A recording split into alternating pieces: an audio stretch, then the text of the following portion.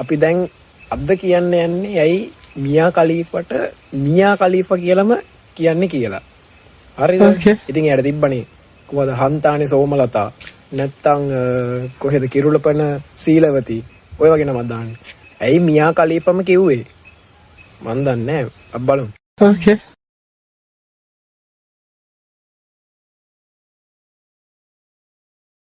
සමාවෙන්න ඉතින් මේ ගෙදරින් බැන්න මියා කලීෆා ගැන අද කියන්න එපා වෙන දවසක් කියන්න. මේ අද හින්දා මම හිතුවා මේ බර්ජ් කලීෆා කුළුණ මේ කුළුණ ගැන කියන්න. එතකොට බර්ජ් කලීෆා එකට නමය මෙහෙමයි. මුලින්ම ඔකට දාන්න හැදුවේ මේ බර්ජ් කලීෆා කියලා නෙමෙයි.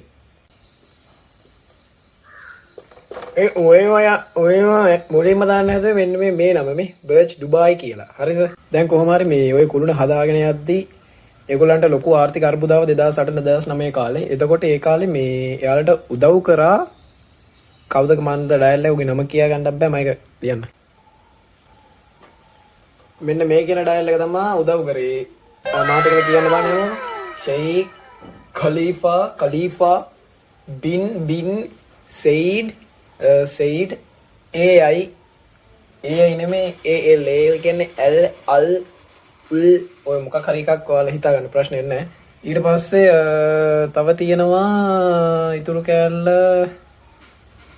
නයිහාන් හරි මොකක් හරි මගුලා. කොහොම හරි ඔන්න ඔය මනුස්සයා තමයි මේ බර්ජ් කලීෆා ටවර් එක මුලින් බර්ජ් ඩුබායි කියන්න ගියපු එක බංකොලොත් වීගෙන යද්දී ආධාර දීලා ඒ කියන්නේ අබුඩාබි රජයේ කෙනෙක් උදව් කරලා ඒකට සල්ලි දැම්මේ. ඊට පස්සේ ඉතින් එයාට කරන ස්තුතියක් විදිහට ඒගොල්ලෝ නම දැම්ම ඉන්නේ කුළුණට